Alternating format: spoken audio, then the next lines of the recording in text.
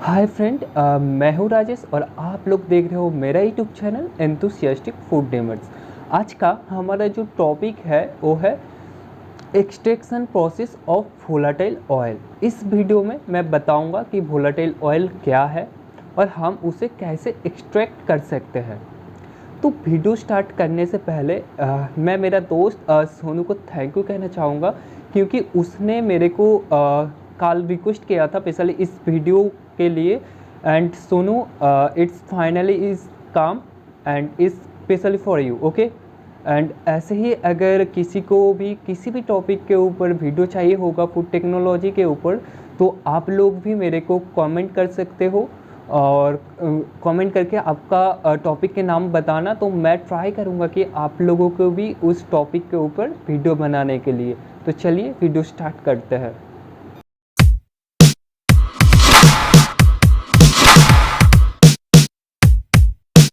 अब मैं बताऊंगा कि व्हाट इज़ वोलाटाइल ऑयल या definition of volatile oil.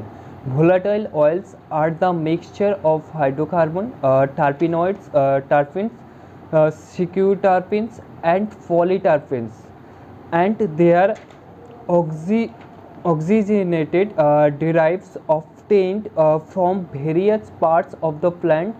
As volatile oil are responsible for the flavor, for the essence or odor of the plant, they are also known as essential oil, okay. तो यहाँ से पता चलता है कि जो volatile oil है उसे एसेंशियल ऑयल भी कहा जाता है।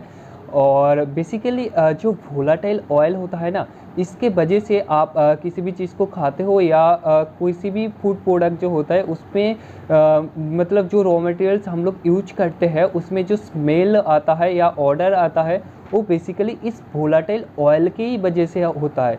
तो ये जो वोलाटाइल ऑयल है वो कहीं ना कहीं फ्लेवर को इंडिकेट करता है और इसे ही वोलाटाइल ऑयल कहा जाता है, ठीक है।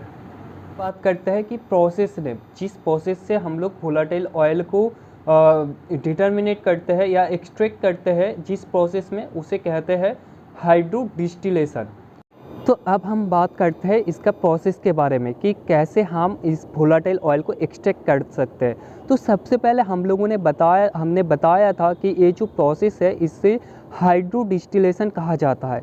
और ये जो हाइड्रो डिस्टिलेशन प्रोसेस होता है यहाँ पे बेसिकली क्लेवेंजर एपरेटर्स का यूज होता है। तो यहाँ से आपको पता चलता है कि आपको एक क्लेवेंजर एपरेटर्स लेना है, उसके साथ आपको एक 1 लीटर का RBF लेना है यानी राउंड बोतल फ्लास्क, आपको एक कंडेंसर लेना है, आपको 20 ग्राम का सैंपल लेना है, एक हीटर लेना है, एंटी फोमिंग कोई भी एंटी फोमिंग एजेंट आप यहाँ पे यूज़ कर सकते हो, तो आपको एक एंटी फोमिंग एजेंट लेना है। और अगर आप चाहो तो यहाँ पे ग्लास बीड भी यूज कर सकते हो, तो आप ग्लास बीड को भी ले सकते हो। तो अब बताते हैं प्रोसेस। तो इसके लिए सबसे पहले आपको उस RBF में आपको 20 ग्राम का सैंपल ले लेना है। फिर उसके अंदर आपको पानी डालना है, उसका आधा यानी 500 ml तक आपको पानी डाल देना है उसमें। फिर वहाँ पे आपको एंटी फोमिंग एजेंट जो भी आप यूज कर रहे हो उसे वहाँ पे ऐड करना है। 2 से 3 ml तक आप वहाँ पे एंटी फोमिंग एजेंट डाल सकते हो। फिर उसके बाद अगर आप ग्लास बीट यूज करते हो तो आप वहाँ पे ग्लास बीट भी डाल सकते हो। फिर उसके बाद आपका RBF के साथ आपको आपका जो क्लेवेंजर एपरेटर्स है उसको अटैच करना है। अटैच करने के बाद उसके ऊपर एक कंडेंसर भी लगाना है। जो क्लेवेंजर एपरेटर्स होता है उसके ऊपर आपको एक कंडेंसर लगाना है और नीचे आपको किसी भी हीटर से आपको हीट करना पड़ेगा। तो जब आप लोग हीट करोगे तब क्या होता है, उसके अंदर जो पानी रहता है उस पानी के साथ साथ उसके अंदर जो वोलाटाइल ऑयल रहता है फूड प्रोडक्ट में, यानी जो सैंपल आप यूज कर रहे हो उसमें जो ऑयल रहता है वोलाटाइल ऑयल या एसेंशियल ऑयल, वो भी पानी के साथ साथ बॉयल होके ऊपर आ जाता है। फिर ऊपर आने के बाद वो दूसरी तरफ आके मतलब जब वो ऊपर आता है, ऊपर आने के बाद वो कंडेंसर के टच में आता है। फिर कंडेंसर में आके वो टच में आके वो फिर से कंडेंस होके नीचे चला जाता है और वो दूसरी तरफ जाके जम जाता है। तो ऐसे ही इस प्रोसेस को 3 घंटा या 4 घंटा तक आपको कंटिन्यू करना है। और फिर जब ये प्रोसेस ख़त्म हो जाता है तब देखना कि इसका जो दूसरी तरफ है, दूसरी तरफ आपको पानी के साथ साथ उसका जो वोलेटाइल ऑयल है वो भी जमता हुआ दिखेगा आपको।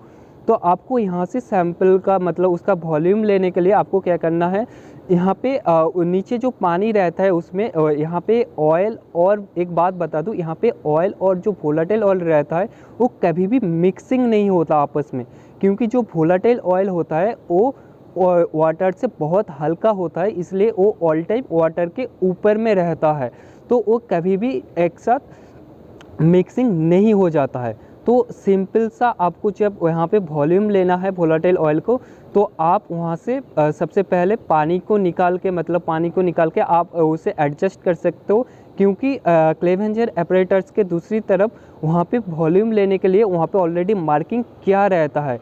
तो आप उस मार्किंग के साथ मैचिंग करके आप वहाँ से वाटर को निकाल के आप वहाँ से आसानी से वोलेटाइल ऑयल का वॉल्यूम ले सकते हो। तो यहाँ पे आप जब वॉल्यूम ले लेते हो उसके बाद आपको कैलकुलेशन करना है।